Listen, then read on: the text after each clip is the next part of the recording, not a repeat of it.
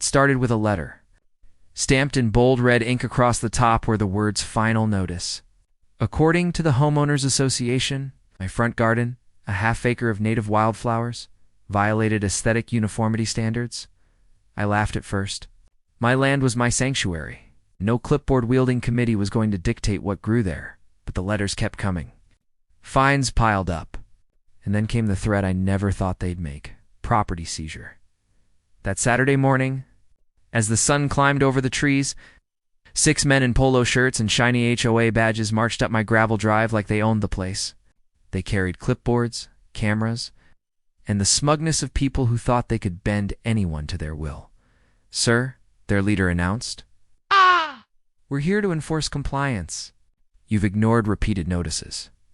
We have authority to take possession of this land." I stood silently on the porch, letting their words hang in the air. Behind me, the old rifle, my grandfather's .3 load 6, mounted above the mantel for years, rested in my hands. I had no intention of using it unless forced, but its weight carried generations of defiance. When I stepped onto the porch with the rifle slung across my chest, the forcers froze. Their bravado cracked like thin ice. "This is private property," I said evenly. "You've mistaken your HOA bylaws for the law of the land. And I don't recall electing any of you to come marching up here like your sheriffs." One of them tried to puff up his chest. "You can't intimidate us." I pulled the bolt back with a clean click-clack, the sound echoing through the morning air. I didn't raise the barrel.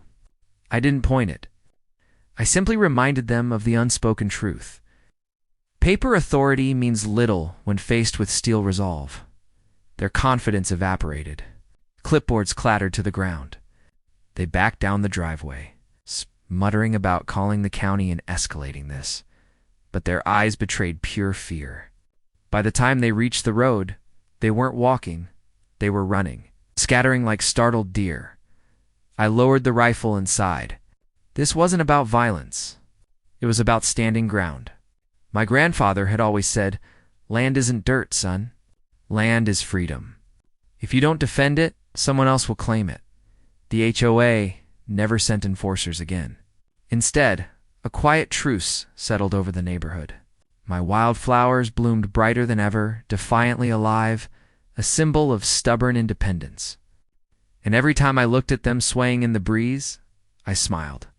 Because 6 men with clipboards had learned the hard way, a free man on his land is not so easily conquered.